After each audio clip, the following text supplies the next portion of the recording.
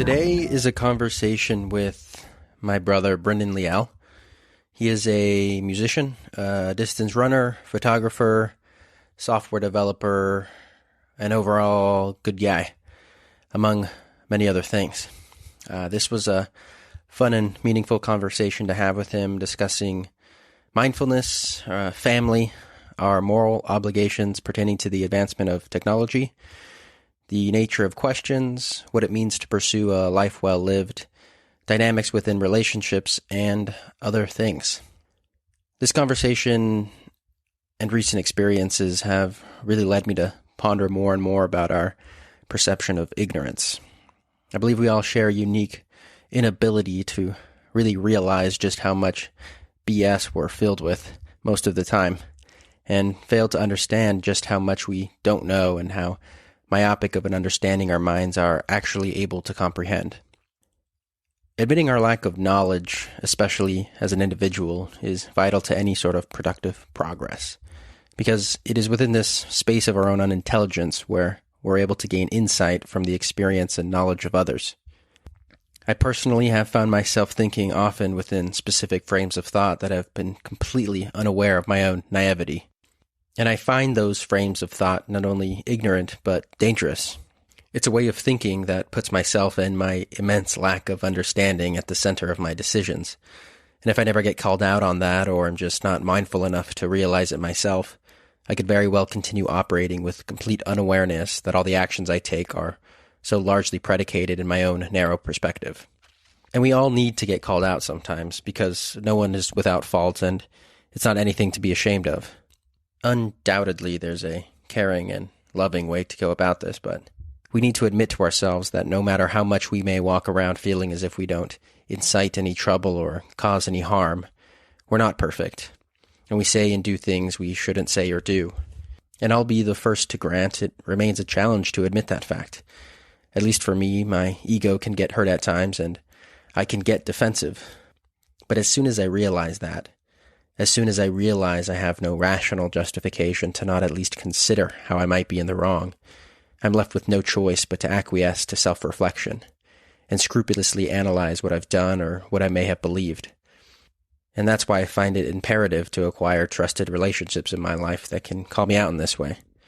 Because otherwise I'm just caught in a cycle of my own self-ignorance, and it's just too difficult to see past from my own limited lens.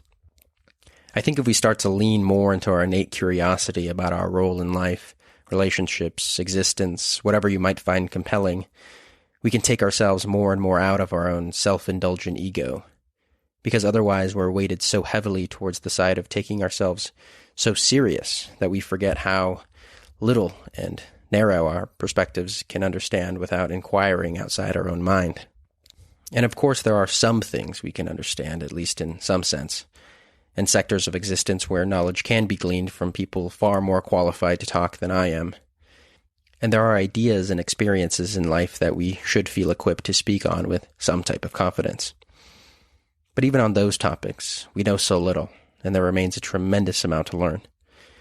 And for all that which I have no actual knowledge of, I need to remind myself to ask questions and to learn and to be genuinely curious about what I stand a chance of being educated on. So I suppose the point being to all of this is I'm just learning. Like everyone else, I don't have the answers.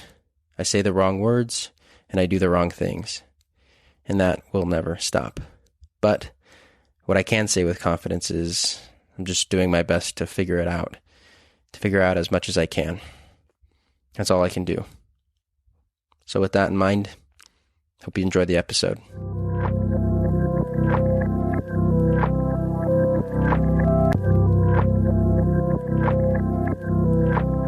Brendan, welcome to my podcast. Brendan, you're my brother. Brendan Leal, Evan Leal. Yep. This is it.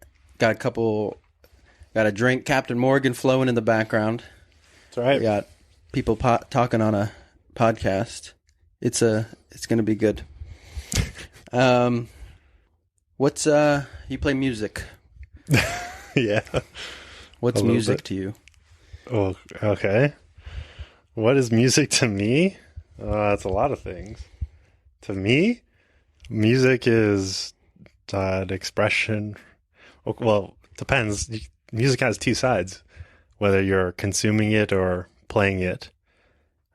So music to me, when I listen to it, it's, I don't know, something that you kind of like listen to someone else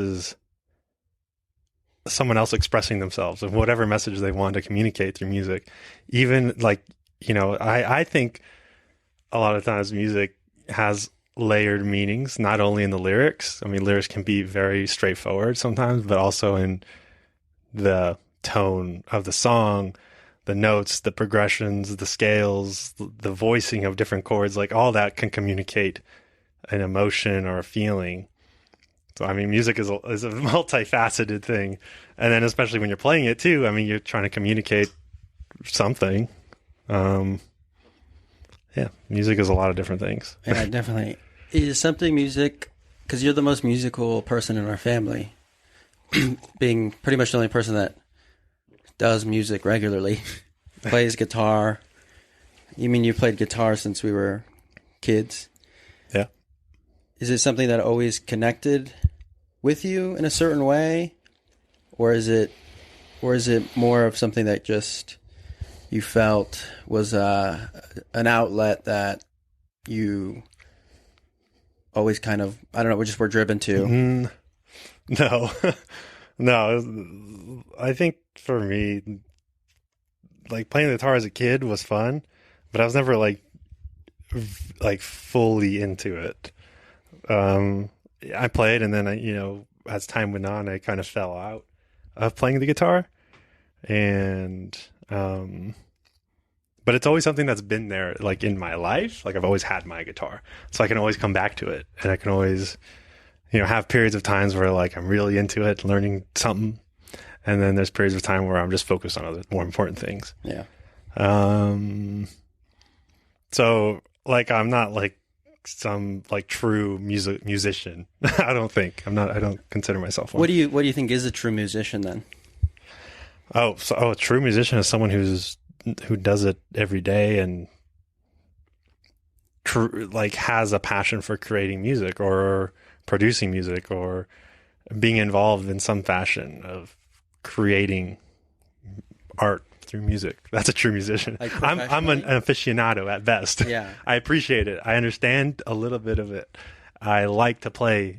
And I've told you this earlier this weekend, like my musical goals are just to one day be able to play at a bar with a friend or someone or whoever, and that's it. Play for an hour set. Mm-hmm. That's my only aspirations I have. Yeah. I mean, from my perspective, you are a true musician because you do play regularly. You've progressed enough in guitar where you play songs and you have fun and you've been doing it for years, and it's something that you enjoy doing. Whether or not it's professional or you make money off of it or you do it every single day, to me that doesn't necessarily equate to being a true musician. So I think, I guess I want to give you the credit where credit is due. And, again, and it's totally fine to view yourself however you feel. And I think that's kind of the way it is in specific fields where when you're in that field or you have some idea of what that field is and how much knowledge and work it takes to excel within a particular field, when you're not at that level, or even if you're at that level, you can still realize that there's so much to learn within any field because there's just an immense amount of time and energy and knowledge that goes into knowing and doing anything well. So, but from an outsider, as somebody who doesn't do music at all, I think it's pretty awesome that you play and that you have a talent for it, even if it's something you don't recognize, just because we can be in our head and don't give ourselves enough credit. So yeah, okay, well, it's very nice of you to say, but I mean, this is a common thing in like life, is like you always know people who are 1,000 times better than you, and it's like for me, it's like I understand, like with anything, there's levels to however, like whatever skill you're in, whatever skill you're trying to get good at, there's always going to be a tier of like people that are leagues above you. And the same thing with music for me. But I understand that on one hand, but the other hand is like, yeah, it's just something that I like to do. It's just a natural thing. So, yeah, it's just a natural draw for me. Cool. Yeah. So, I mean, music is something you are drawn to. What else are you drawn to? I guess, well, I mean, yeah, for me, I'm drawn to computers, and learning how things work in a digital space. That's how I try to make my living right now. Yeah, no, totally. Totally. I like, drawn naturally to figuring things out. I mean, I have an analytical mind, so figuring things out or trying to solve problems, that's what I like to do. Totally. Yeah, I mean, I noticed that since you were a kid. You were the one with the engineering sets, like the erector sets, and the different like mechanical toys that I always looked at as, that's cool, but I just not my thing. And I always knew you were far more analytical than I was, within a certain sense.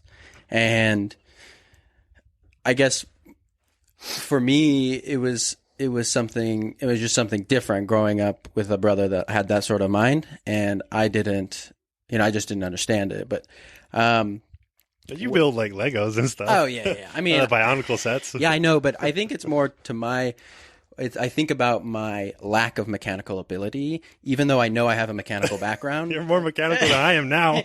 Yeah, but I was forced in that position. Yeah. And through working on helicopters for a living. So it was something I never had any passion for, though. It was something I never had any passion for, nor did I have an aptitude for. I had an aptitude enough to be fine like that, and it was never anything I had any sort of any sort of real any sort of drive to do. Mm-hmm. So for me, my question is, how would you describe having an analytical mind? That is an interesting question. I don't know. No one's ever asked me to be that. I never thought of that before. And usually when I encounter questions like that, I just go with my initial thoughts and I progress from there. I guess that's a perfect example. You asked me a question, or I, in life, encounter a question that I've never heard before. It's a novel thing. And my initial approach is just to see how I feel. It's just a feel. It's like, what does this problem make me feel? Or what does this question make me feel? And from there, it's just, I take my initial notes or my initial thoughts, my initial feelings, and that's the foundation from which I can start tackling a problem. Because I don't know. I guess I don't know. It forces me to be very introspective in a way that I don't know how. Well, it takes me a while to process. You're processing like a computer. Yeah, exactly. So, like, are you a robot? Am I a robot? No. A human robot. No. It's okay. Yeah, having an analytical mind. I don't know. For me, like, I can only speak from my own personal experience. I don't know how other people view themselves, but it's always like you encounter a problem or whatever it is, and then you try to break it down. Especially, I don't know. And there's like different ways in which I approach that question. It's like in life, in a professional sense, and like computer programming, which I do, or in other areas, it's like I always view things as problems, and I view things as like, okay, eventually they break down into different tasks, what you have to do, the steps, the single individual steps. So I can take like running for an example, because that's what I like to enjoy, like as a physical activity. If I want to get better at running, or in my own personal journey of being a runner, it's about understanding what I have to do to build a foundation for an endurance. How do you train for endurance? And you would think that, oh yeah, all you have to do is just run 100 miles a day or whatever, a large amount of mileage a day. But that's actually not the way you build endurance. It's a gradual progression towards, big mileage. It's also about training speed and hills and different types of training that cumulatively help you push farther. And it's things that you don't think, like training, like running slow.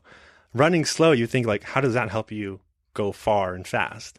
But running slow is so important to being an endurance runner that it's like almost like antithetical to how you would think, like how any runner would progress. And again, this is just like coming from perspective from an amateur. I'm not an Olympic athlete or anything like that. Ultramarathon runner in the making? No. So would you view it as more, you think of it in, would you say optimization is something that you drive towards? Like optimizing your life in a sense that it breaks down within its constituent parts, and whatever you can do to perform at the best of those parts builds up into something larger? No. Okay. I would phrase it differently. Okay.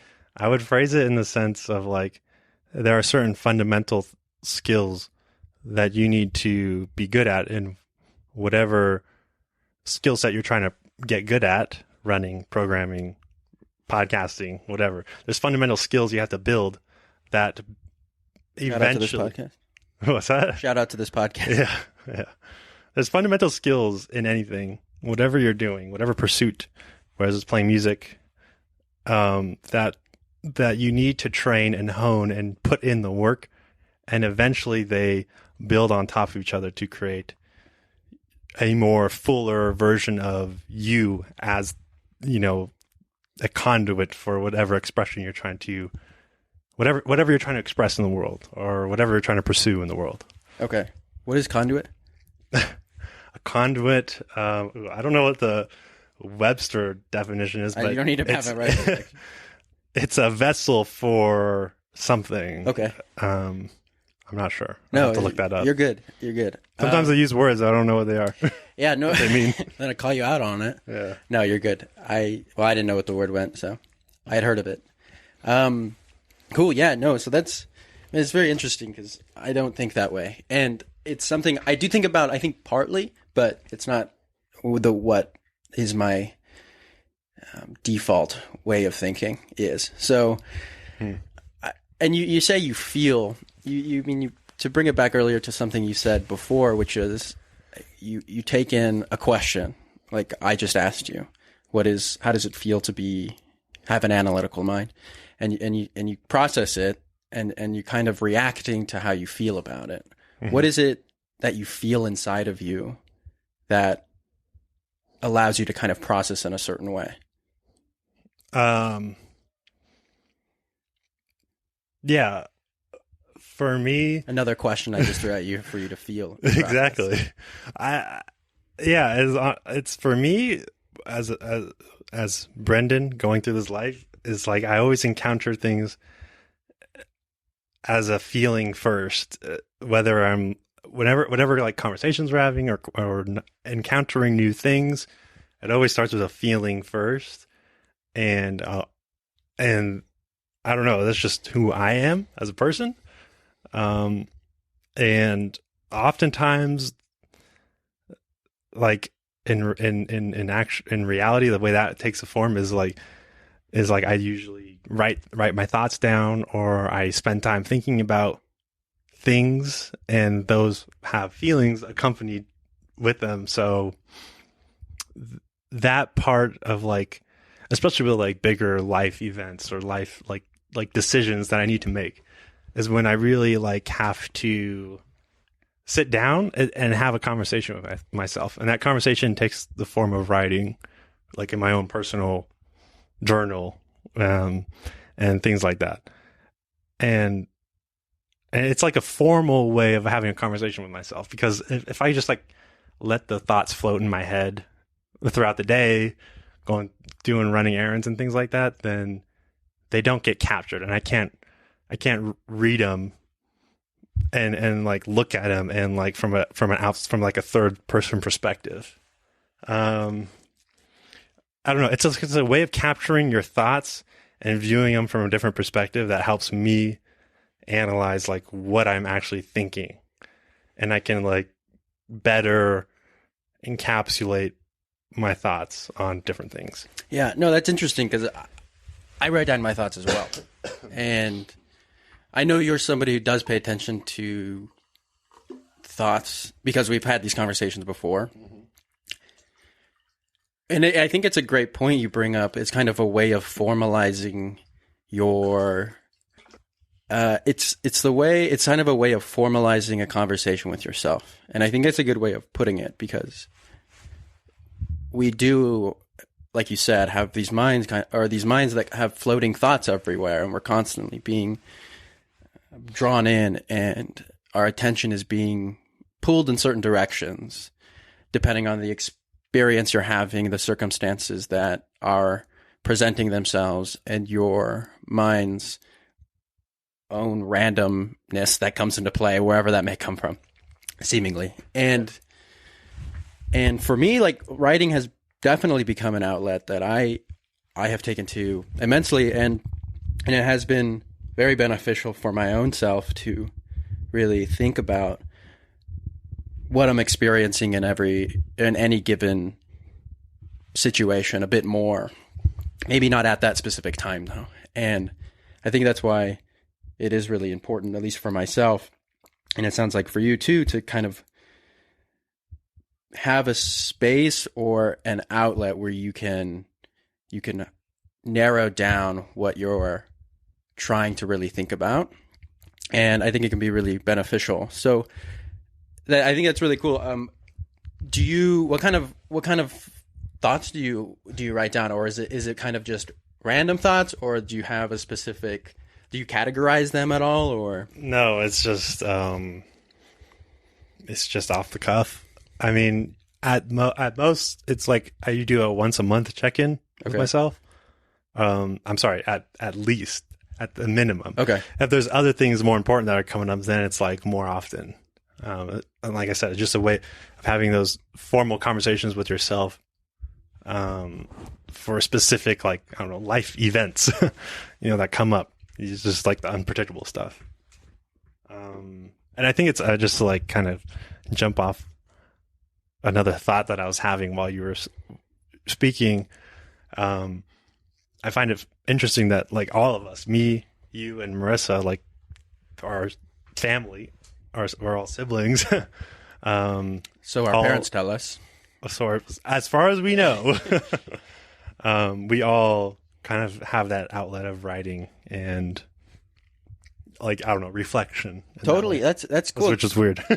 Yeah, no, it's something I never thought about, because I never consider myself a writer at all, ever. And yeah, until I started writing, and I realized that I enjoyed it and it was fun.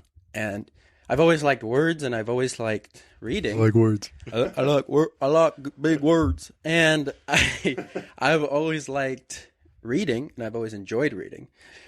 But I never considered myself a writer. And I don't write in fictional narrative. Like, it's like Russ is the biggest writer. I'm saying Marissa writing for myself, and like as a form of reflection or introspection. Totally, and I agree with you, because she does that too, but she's like takes it to the extreme.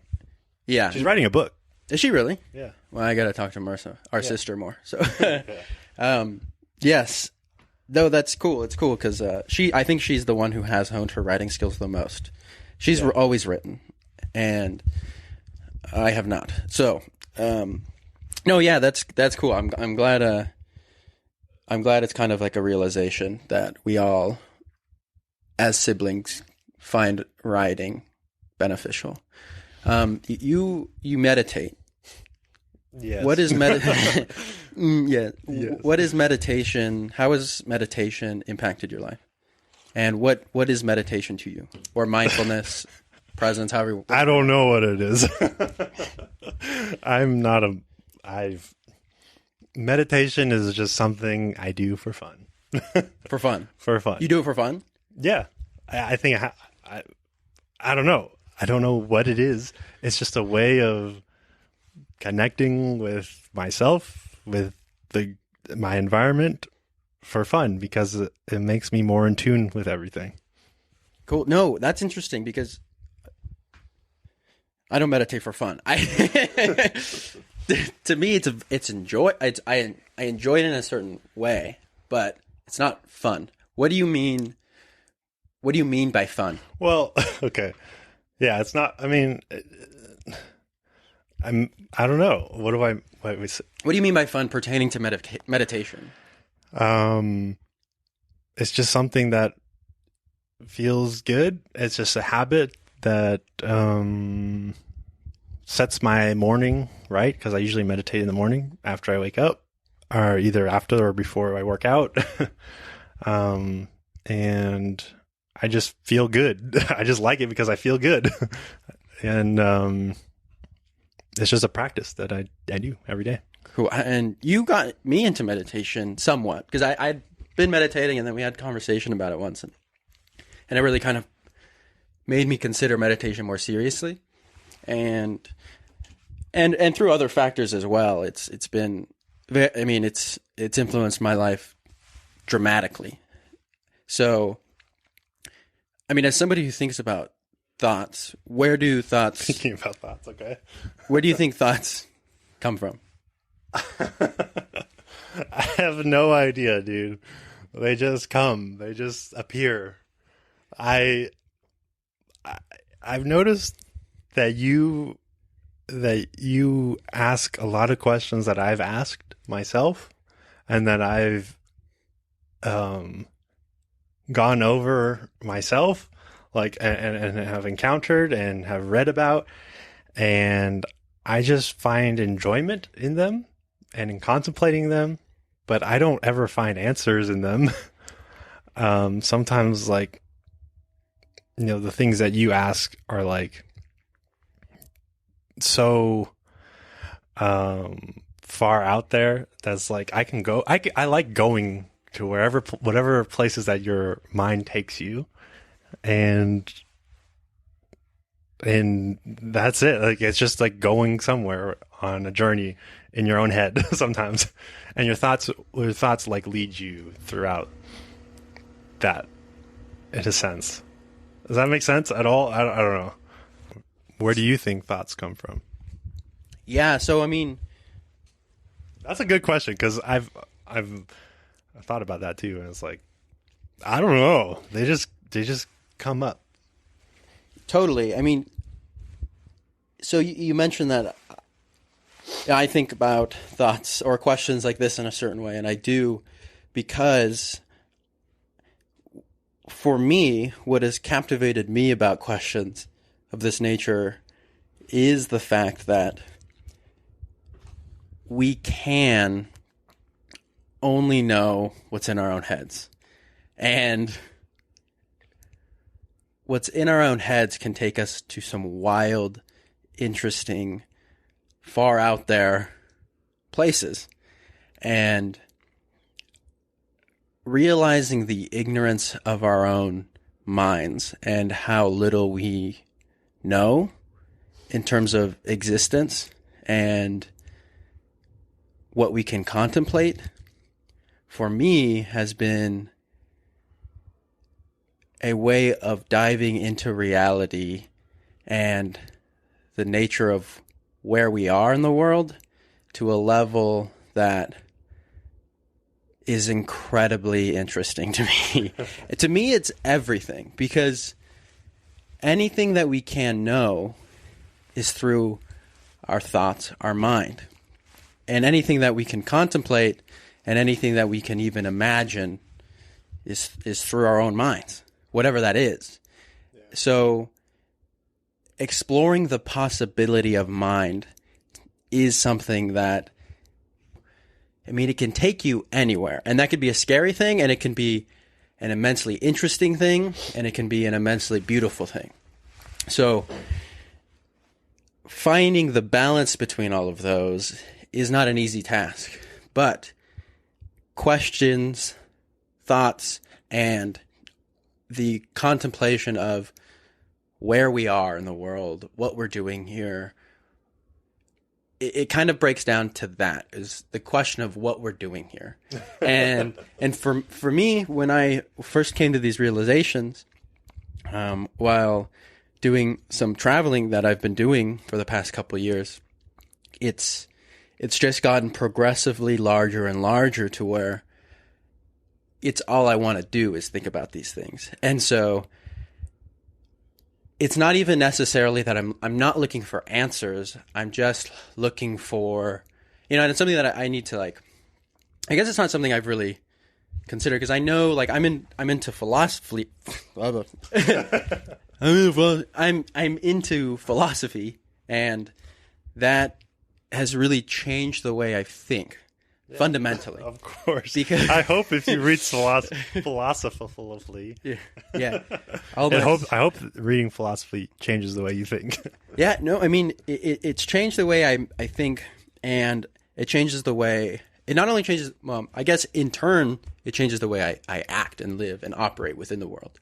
So, pondering these questions, for me, I guess, really comes down to, what does it mean to live a life well lived? That's at the core of who I am discovering that for myself. And that is the life path that I've been thrown on for the past 2 years. And that is the direction I'm headed. I just want to know what that looks like. And it looks like something different for everybody. And it looks like something different for you and for me and for the guy outside and the person listening to this. It's all a different path. And so the journey that I've been taken on is contemplating where we are, what we're doing here, and what makes this a worthwhile pursuit at all. And some of the realizations that I've come to is through love and understanding and compassion for other people. Like, that's where I find fulfillment and well-being within that. And so I want to discover what it looks like for other people, because other people that I talk to influence my life just as much as I might influence somebody else's. And so, yes, they might be wild, crazy thoughts that, could or could not be based in any sort of reality or not, but it's more than just an unanswerable question. It's just thinking about life and existence in a certain way that kind of allows us to open our minds in a particular fashion that kind of brings us more of a collective consciousness, in a way that kind of brings us together and allows us to ponder where we are, what we're doing in a different way. So it's not, I can't ask you a question like where do thoughts come from and expect a definite answer, but I'll tell you where it comes. right after you tell me the meaning to life. But I don't think they're necessarily bad questions to ask. And I think if we think in a particular way, we can kind of glean information from them that might help us live in a more fulfilling and worthwhile way, or into a worthwhile life that might be better, and so that's why I ask the questions. And that's why, I'm doing this podcast, because I love thinking about these questions, and I love talking about these questions. So I mean, I guess that kind of gets into like the kind of the root of what I like to think about, which is, like I said earlier, what it means to live a life well lived. What does that look like for you?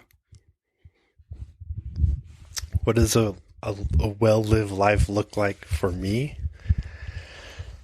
I don't know. I mean, it's hard to say.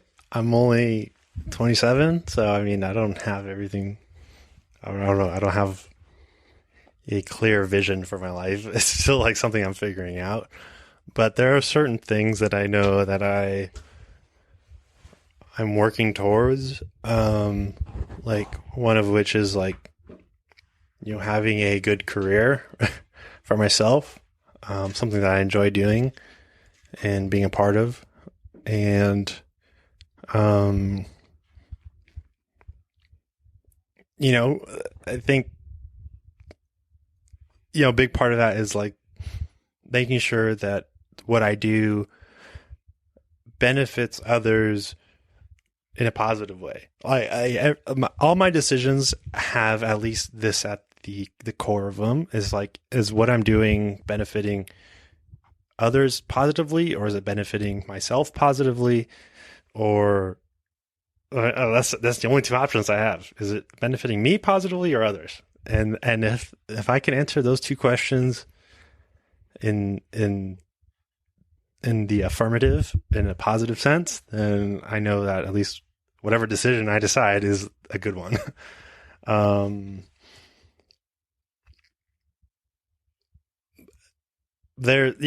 It comes down to that. It's just like, is what I'm doing or what are the actions that I'm taking in life positive in whatever sense?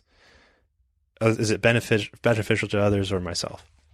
And what is beneficial mean? Beneficial, like, does it? Do you think of it more towards the idea of well-being, or good versus bad?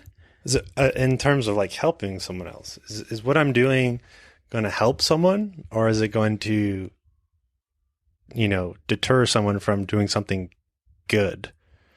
Is what I'm building, or is what I'm doing going to help someone? That's what it comes down to. Is it helping someone else, or is it going to help me progress? Mm-hmm. And those decisions are like, I'm generalizing here. I mean, it sounds selfish as like, is this decision going to help me? It sounds selfish, but there are some decisions you have to make in life where you have to consider yourself first over, just living on your own. It's like a good example. Are you benefiting yourself first? I don't know if that clearly communicates. No, yeah. Do you think selfishness plays a role in overall well-being? Does selfishness play a role in overall well-being? I don't know. Being there are people that have lived their entire lives being selfless and putting others first, and they're considered saints, right? I don't know. That's hard to say. I don't know. By certain religions, yeah. Yeah. I asked that just because I think selfishness has a negative connotation to it. Yeah. And so selfishness doesn't necessarily equate to harm. And I think harm within the sense that we kind of understand what harm to be is something that we can divorce from taking care of ourselves in a way that allows us to reach our potentials, whatever that may be, and allow us to focus on ourselves enough to take care of others in a way that we wouldn't be able to take care of otherwise. And so that's kind of something that I've been thinking about is, like, how much do you take care of yourself before, or in what ways do you take care of yourself before you feel as if you can take on other people's challenges, and how much challenges you can take on. Because for me, like, communication and relationships and connection and being there for somebody else is instrumental to just me personally just feeling fulfilled and just wanting to help people. But I also have to realize that I can't do everything for everybody, and I can't. I fall short so much of the time, as much as I may want to be there for somebody else, or as much as I may think about a person in a way where I want to help them. You can understand these thoughts, and you can realize you're having these thoughts about wanting to help somebody, yet not make the decision for whatever reason. And so I kind of want to understand that a bit more. Is how do we at what point is selfishness, in quotes, good for yourself and good for other people? So I pose the question to you. Sometimes you just encounter problems through other people who, want to express what they're facing, mm-hmm. that you have no context in how to help them. And in that case, sometimes it helps. Sometimes you just have no context to help them, and it sucks. And you want to help them, and you want to be able to say something that might comfort them, but you just don't. You've never encountered the problems they're facing. That's tough. Like, it's like, what do you do? I don't know. Mm-hmm. I don't have the answer. Yeah, no, totally. And it's difficult because everyone wants to. I think. Do you think we all have an innate sense of wanting to help other people? Is that something that you think is? I think a lot of people do. Yeah, I'd say the majority of human beings want to help other people. Yeah. And where do you think that comes from? Maybe it's just an evolutionary advantage. It's something that benefits, helping other people benefits you, and maybe they will reciprocate in the future, and you hope that they do. Do you take any credit towards the thought of, or you give any credit to the thought of karma? Or at least some sort of, maybe not in the spiritual, mystical sense, but in any sort of sense as giving to others, offering others your help, your love, it kind of gives back to you in a way. Yeah, I say the definition that I take to the most for karma is from Alan Watts, and Alan Watts is like the perfect person to translate like different Eastern mysticism and Eastern philosophy. It puts, karma is your doing. Like, that's the, his definition of which I've assimilated into my own mind. Karma is your doing, my doing. And what I put out there, I can only hope that is reciprocated to me. So in that sense, I hope that if I help others or approach things from, a loving sense of life, like I approach any life situation in a positive manner, I hope that it's reciprocated to me. It's just, I guess, a sense of hope, a sense of, it's not a sense of expectation at all, because even if it goes sour, that's okay too, because I can find humor in it. Yeah, definitely. Humor, yeah, it's karma's a bitch, right? Isn't it the quote? But yeah, I think there's a good point to that. Is there's a hope, but there's no expectation, because when we expect something, and this has been a huge realization that I've had to learn the hard way, is having expectations is just so detrimental, at least for in my experience, because having an expectation for something to go a certain way or be a certain way leads us in such a buildup of what and how it should go. And inevitably, when we get to that moment where it's supposed to all go down, or your goals and aspirations are finally reaching some apex, it's not going to go how it is or how you expected it to go in your head.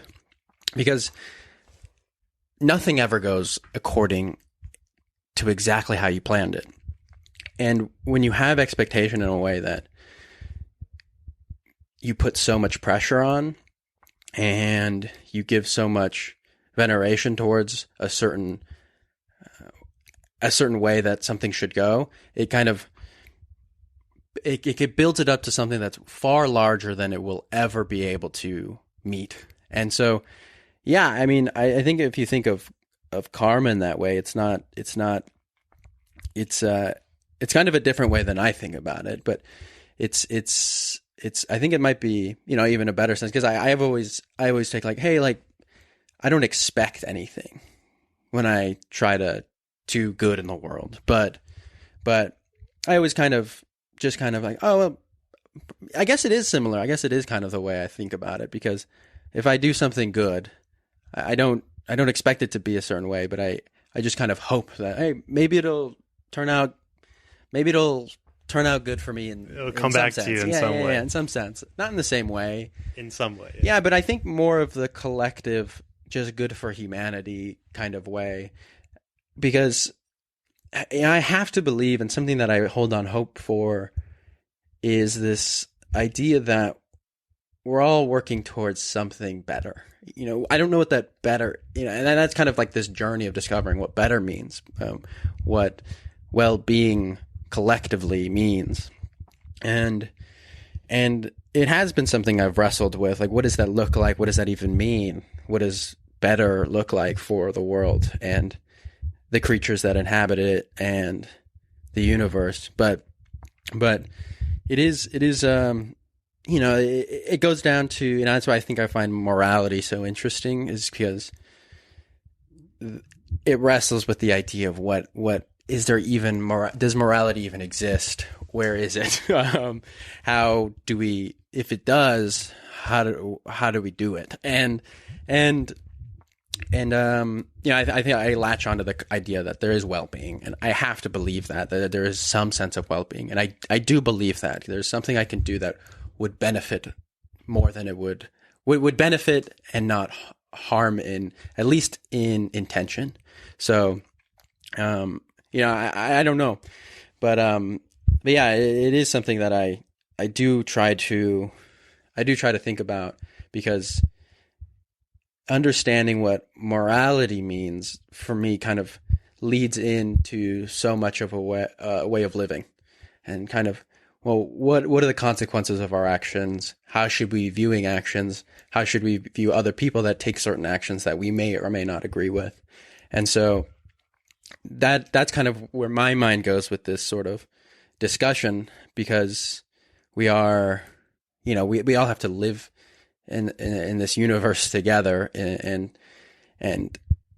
there are, it seems, and this can be debated, obviously, philosophically, that there are better and worse ways to be.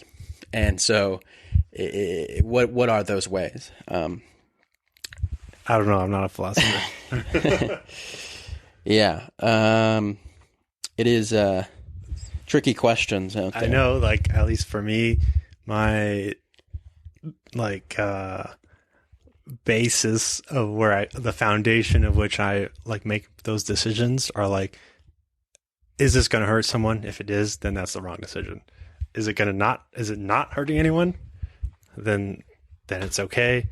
And is this going to benefit someone? Then that's the best decision. Totally. Yeah, totally. I mean, yeah. And it's, what do you think hurt means? And I think it kind of goes down to that. Like, if that's the way you view it, what does hurt mean, and how do we limit that? I think about it in a way of love, and that's why I find love such a powerful thing, because if we base the decisions in at least in our intention of love and understanding, that we can, I think I'm trying to find a better foundation than that. And I don't know if there is one. And that's why I find love such a powerful, in part why I find love such a powerful feeling or attitude. And that kind of leads me into a question. What is love more of an emotion or a feeling? Or an idea? Is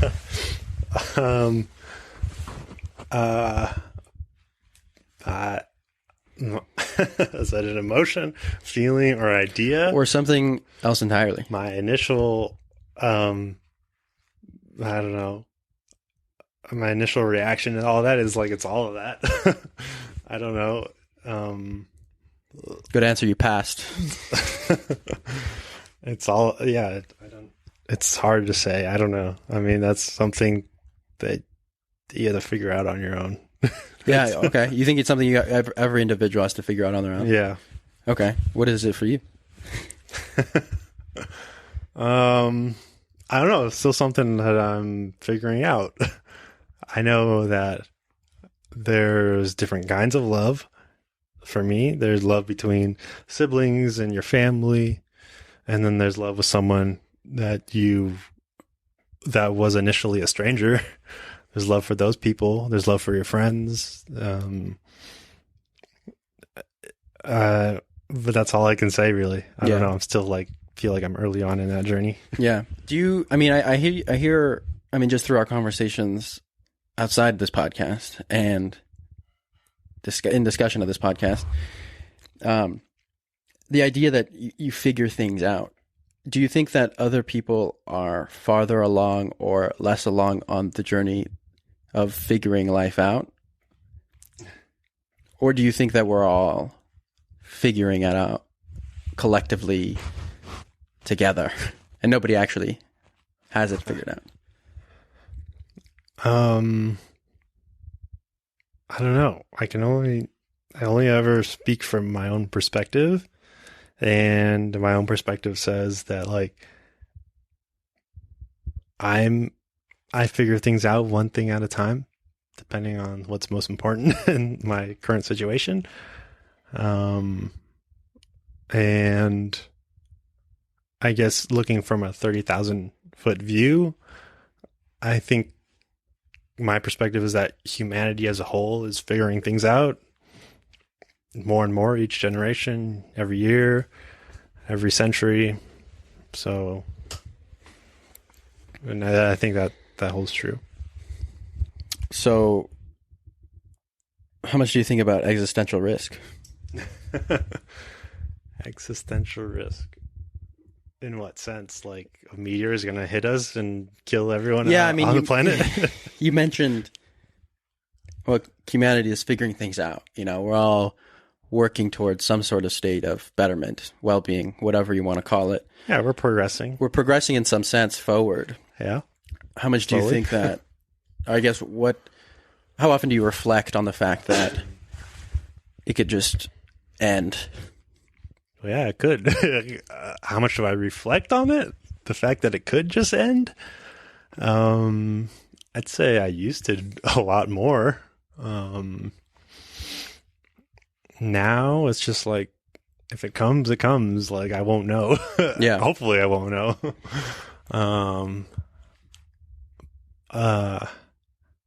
Yeah, I'd say like everyone has a sense of existentialism in life, whether they're aware of it or not. I don't know. I think when I was a kid, I felt it a lot. I used to contemplate the question, what's more scary? Because growing up Christian is when you die, you have eternal life. And is that more scary than eternal nothingness? Wow, yeah. And I would take those two ideas and I would just have almost like a panic attack as a kid between those two ideas. I don't know what I like. I don't know what I would want. I don't know what's better. But as far as existentialism comes from, I think that's like the first exposure I've had to it. I'm not sure if that answers the question at all. No, yeah, it does. At this point, I think that's interesting because I never felt that way as a kid. I usually get those all the time. I lie awake at night. I was out there skateboarding or running or something. I don't even know. I don't remember. I was completely carefree, not a thought in the world. I didn't think about existential risk or my own religious upbringing for a second. I just took it for what it was.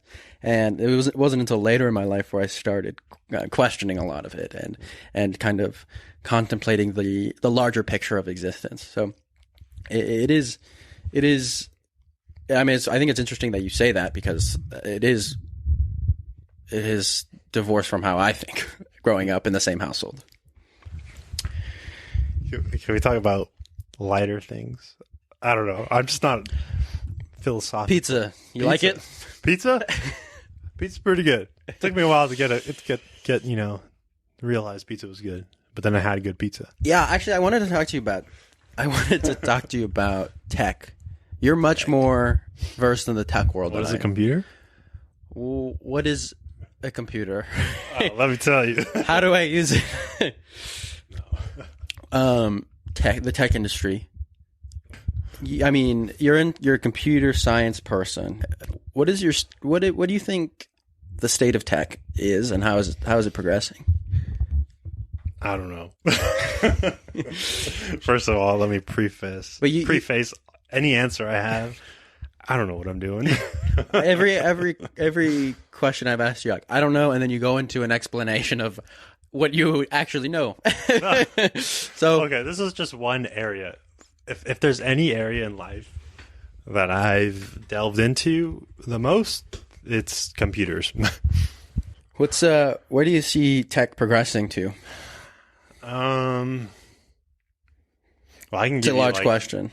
I can give you like the sci-fi version of that answer of like what I hope tech progresses to.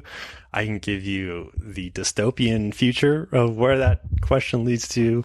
It just depends on my mood at the time.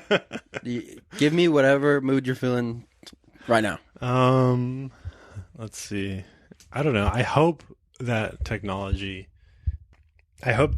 progresses in a sense that it benefits humanity as a whole, but I'm just one little node in humanity that views technology in a certain way. I don't know. It's like I like computers. And I feel like they have a lot to do that can benefit humanity, but there's also people that take advantage of it and who can hurt humanity by taking advantage of different exploits in humans through technology. Yeah, I mean, there's there's massive debate on the way technology is progressing and how far tech companies and massive corporations reach within people's very intimate personal lives. I mean, we are so coupled to technology as if it is really a part of our being now. So I think it's immensely important that we pay attention to these things, because without proper, I guess, thought towards what they're doing, without our knowledge or without our consent, they can do some serious harm as well as benefit. But it's the trade-off between the two: is how much comfort do you want? How much technological innovation and growth are you willing to let into your lives at the cost of our own ignorance? And so I don't know, because I'm not somebody who pays attention to tech as much as I probably should. But I mean, it kind of leads into the question of like, how much should you be dedicating to every single problem in the world? So it's not necessarily something I feel bad about, but I think about more the repercussions of artificial intelligence and the way that I think there's serious philosophical debate to be considered on the risk of artificial intelligence and the way in which it can grow to a state that we have no real way of reeling in. That could be very harmful to humanity, but at the same time, possibly very beneficial. So that pertains to artificial intelligence, but I think there's a lot of other issues pertaining to technology that I'm just completely unaware of. So I know something that you've been concerned about through just talking to you in previous conversations is your role being a coder, a computer engineer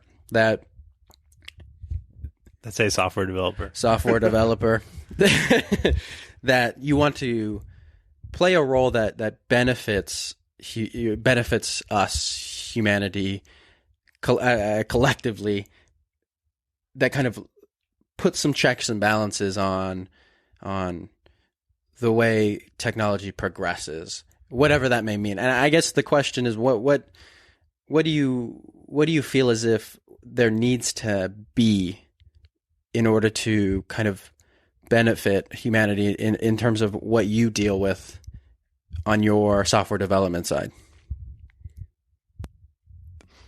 I just hope that there's certain software that helps people, and there's certain software that intentionally debilitates companies and individuals. And I want to be on the side that helps people. That's what it comes down to. Like, I think the biggest problem that I see is like targeting people and influencing people based on what their viewpoints are. Like you have a profile. There's somewhere someone has a profile on you, on how you think and how you view the world, and there are certain ads that they can shove in your face that will make you buy something or think something or influence you in some way. And I don't think that's a net positive in the world. Those kind of companies, I'd say I have a bit of a transgression with. Yeah.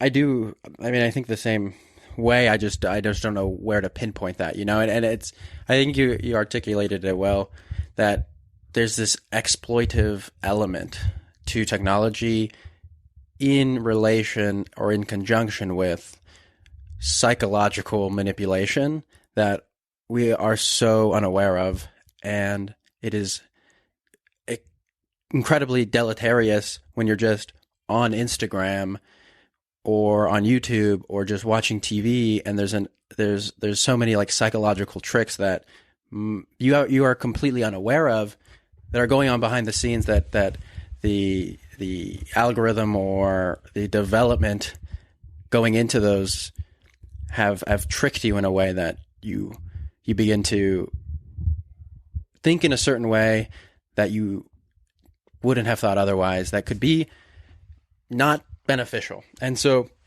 and I think it's hard as a human to not take advantage of things that or like you have certain information, you're privy to certain information, whether it's a psychological trick or a psychological thing that that can make you more money or put you in some sort of advantage against your competition.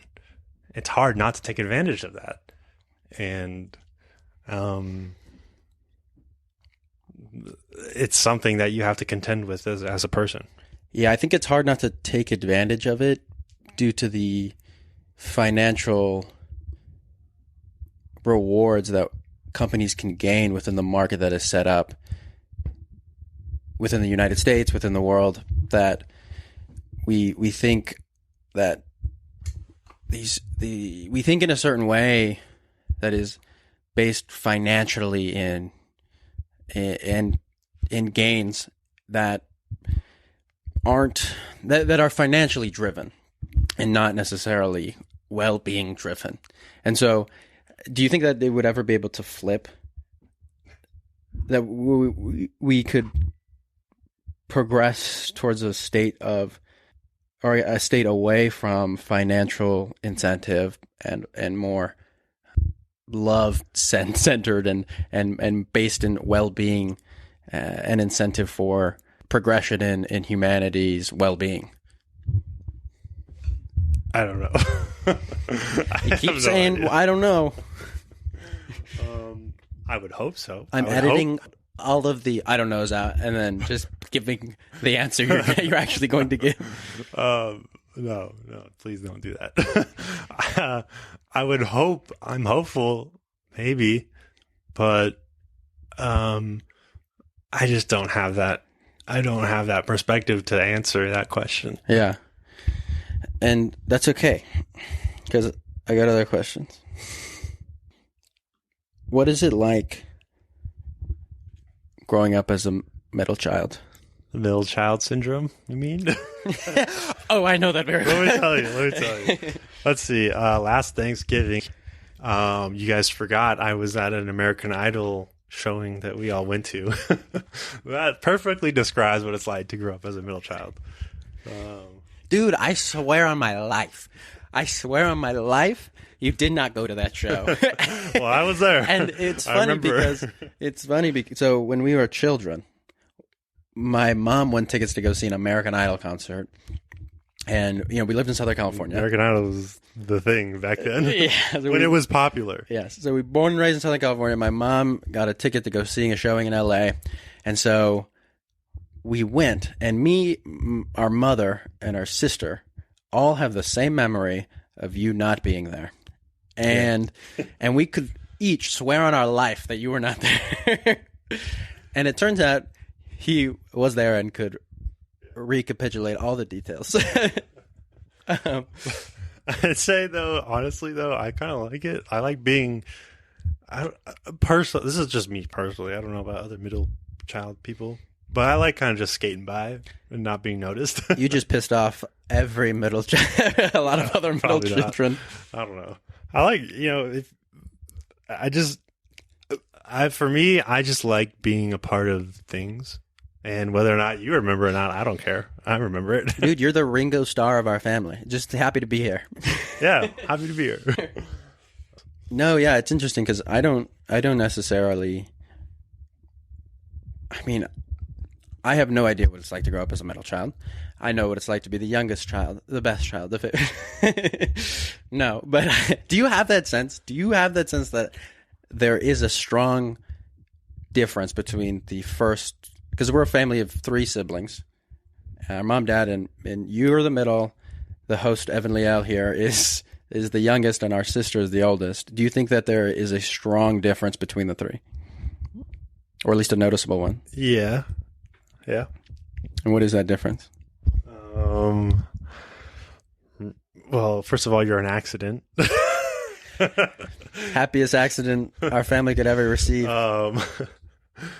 Let's see. I don't know. Marissa was, the princess of the family, and I was just the second rendition, and then you were the baby of the family. So, yeah. Just the second rendition. The second rendition, yeah. All the mistakes they made with Marissa, they realized and kind of ironed out with me. I guess. I don't know. I'm not a parent. Did you have any animosity towards me? No, not at all. Okay. I know, but Marissa definitely. Yeah, Marissa, yeah. No, I know. Growing up, me and you had our fights or whatever. But I enjoyed fighting with you. Yeah. I don't know if you found the same way. I never had any problems with you. Yeah, I enjoyed wrestling. I enjoyed Nerf wars. In the house. But most of all, pissing you off was a good time. Yeah. I know I did a lot of that. Yeah, well, we all do it. It's funny. Do you think Marissa our sister was the princess? Oh, yeah, for sure. You think? 100%. Why? I mean, everything she did, she's a diva. She is a diva still. Marissa, if you're listening, I agree. No, I can see that, but I can see that. Just kidding. No, I mean, it's all in good fun though, because none of us grew up. Well, none of us grew up with any real animosity towards each other.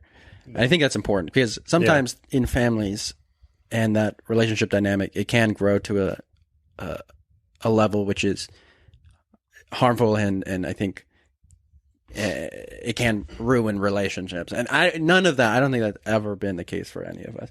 I think we've always gotten along, and I think as we grow up, we get even closer due to maturing and just kind of experiencing life more in a way where we realize that family is very important and that it is something that needs to be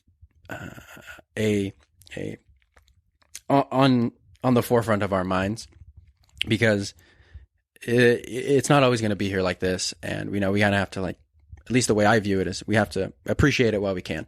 And so, I want to, I look forward to getting closer to you as the years go by, and our sister, Marissa, and our parents and everyone in our family. But yeah, I mean, relationships are interesting. Did you enjoy having a brother? No. No, of course I did. And especially like now, like in my current state. Yeah, you're on a freaking sweet podcast right now, dude. Podcast, I guess. I mean, you're doing your thing, but like outside of just being like of all this, outside of this conversation, just having a brother is great. I don't know. Yeah. It's I don't know how to put that. Say more about how great having a brother. No. But I asked that because I think a lot of people are born very close to their siblings. Because I know people that are very close and very intimate with their siblings as if they're their best friends. And then I know people on the diametrically opposed to that concept, and they are very against their siblings in whatever way. So yeah, I think we fall somewhere in the middle where it's taken somewhere where it's like we were never like, because I don't think, this is from my perspective, and you can tell me how you feel about it, but I never felt as if we were like the closest brothers ever, but I also never felt like we were not close. We were brothers, and there was that relationship, and that's the way we grew up. And, there was like awkwardness or whatever, but it was always just my brother. So is that how you would describe it? Yeah, I think that's pretty accurate. Yeah. Okay. I don't know. You were staring at me. I was there like with some raised eyebrows. No, because it's interesting though, because relationship dynamics are very, they're so subjective, and I think it's important to think about them, because if they never get talked about, you can kind of go along thinking the same thing without ever realizing that you're thinking the wrong thing, or at least not in a way that somebody else in that relationship thinks about it. So, it was good growing up with you. I had fun. I think I always valued having siblings. I think it would be pretty boring to be. Did you ever think about being an only child? Yeah, on occasion. Yeah, it would suck. And not as much as it would suck more than being a middle child. Yes. Yes, please. Sorry. Yeah, no, I'd agree.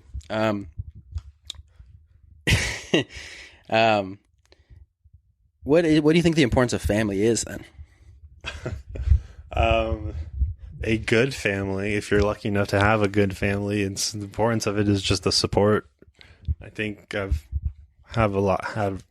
had a lot of support from family, my parents and Marissa and you, like, just having someone to like talk to, be there, understand. And there's a certain sense of like, there's something that like being related, maybe it's a genetic thing, but there's certain connection that we have, that we share, that like literally no one else on this planet has. And there's something to that. Totally, I do agree. I think there is this sort of underlying sense that we are connected without us ever realizing it. And I think it's kind of tricky that it kind of goes with under the radar without us ever, if we never think about it, it can never be thought about. And I guess this is something that I have been contemplating more. As I told you earlier, I'm reading the Brothers Karamazov, and it's so intellectual. Yeah, I know. I'm just kidding. No, I'm pretty dumb. I admit my ignorance. No, and it pertains to having these three brothers in a relationship, and so they have certain qualities about them that they're very different characters, but they share some sort of, like, they refer to, like, it's like a Karamazov-ian sense that they're all related, and they can't escape that sort of that sense that they share blood together, and they share a shared consciousness from their parents, or one parent of theirs. And so I'm just doing some reflection on that, and that's why I bring it up, because it allows me to reflect on my own relationships with my siblings and the way in which we interact and how we are related and how we do share similar qualities about each other that do influence how we operate. And so I think it is cool, though, because it's almost as if it's like this sense of obligation you have for family, that no matter what happens, your family is going to be there to support you. And, like, I think that's a good point, like you brought up. Vice versa. And vice versa, that you need to be there for your family and whatever troubles that they might be going through. And it's having that dynamic between the everyone involved, that you can trust them in that sense, and that it's very important to have somebody to rely on, because without that, it's hard to find. It's very difficult to find that not related in obligation to blood. and you could find it in a relationship with a partner, or you can find it in other ways, in friendship, but it's not the same. It's not the same, and it's just kind of from the start. But again, I think that is another thing you brought up as well, that if you're fortunate enough to have that, because not a lot of people are fortunate enough to have that, and it takes appreciating a good family to kind of realize these things. And I don't know what it's like not to have that, and it's scary, and you want to help, but there's a lot of people who live in the world and operate within it who just don't have that sense, and can feel isolated, can feel alone, and can feel as if they just don't have anyone to go to.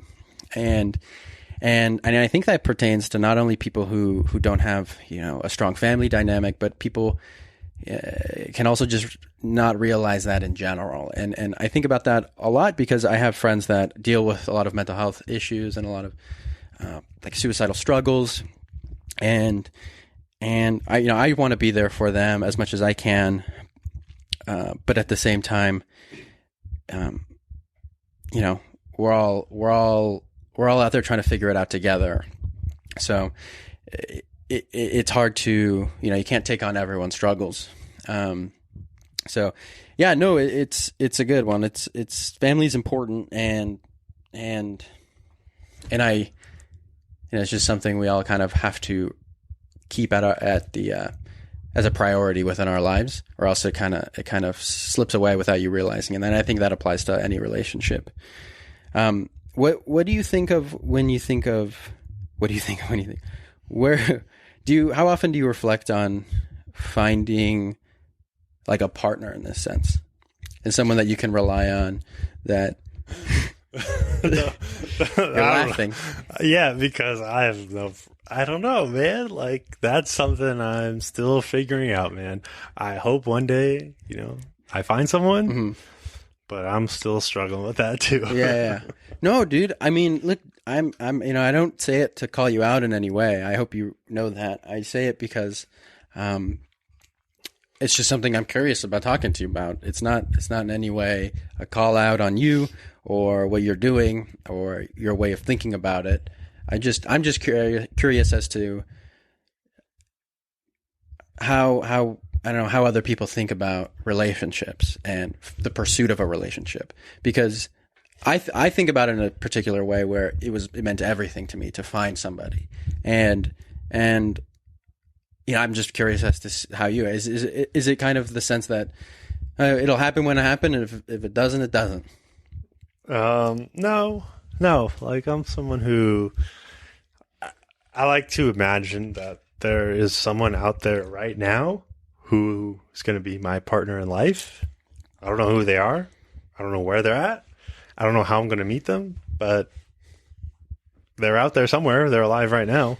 I know that. And hopefully the universe will allow me to connect with them.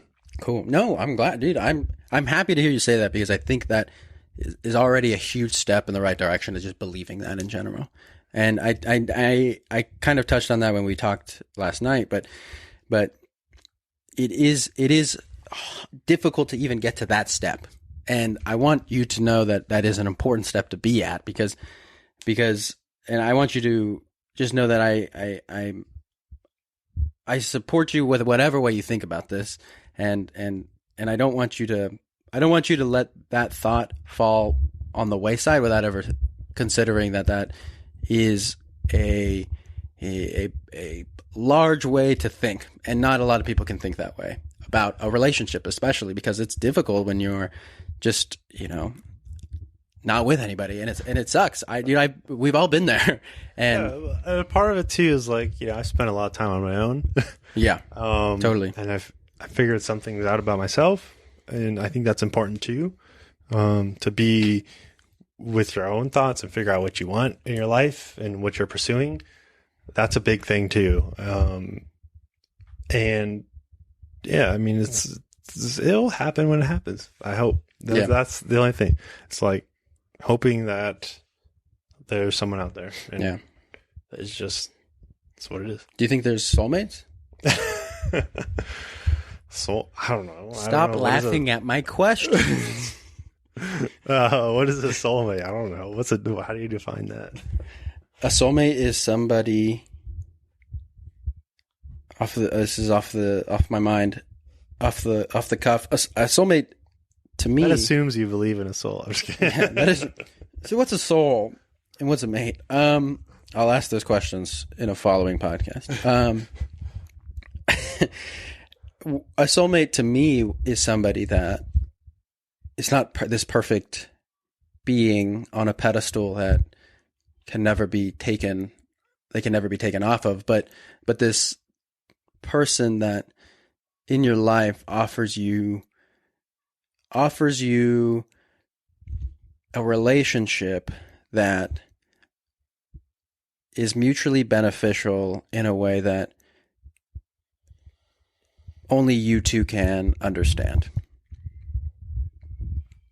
Yeah, I mean, go riffing off that definition. I mean, that sums up a lot. Like, if you can find that person, and I think the big thing too is like starting, like the foundation in which you start that relationship is a big component to it. Because I've been in relationships where the foundation in which you're starting that relationship might not be the best, but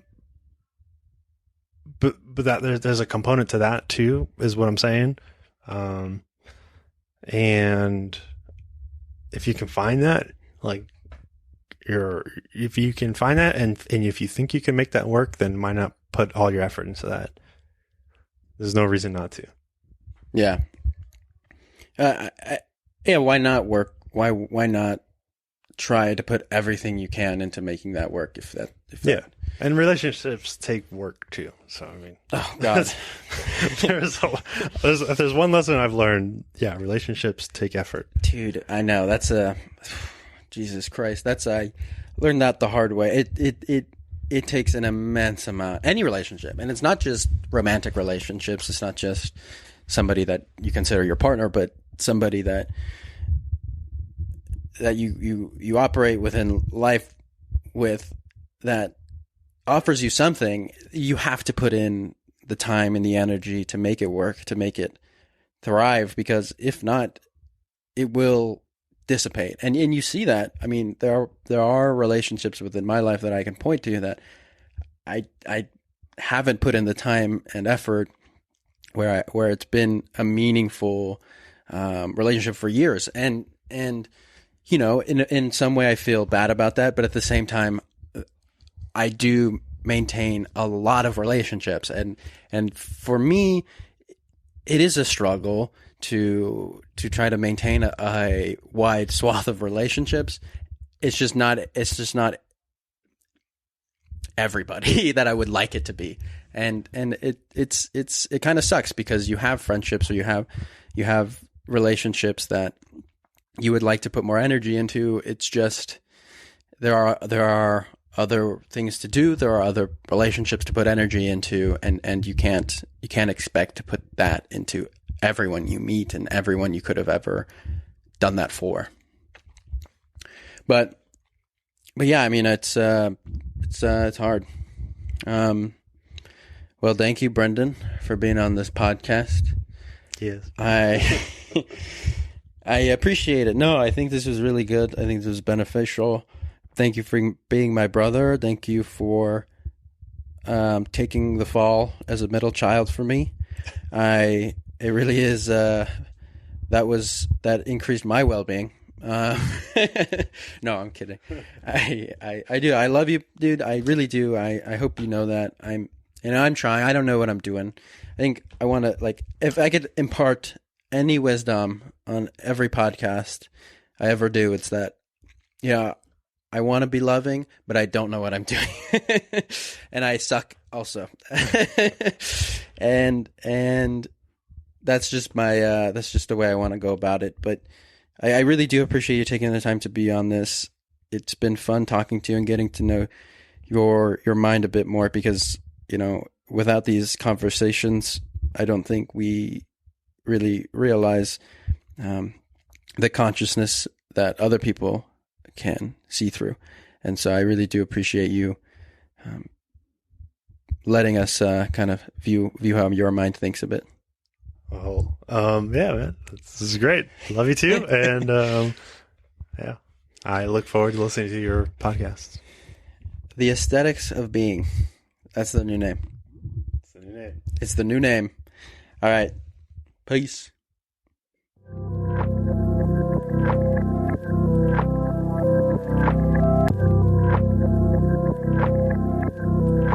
Thank you for listening to the episode.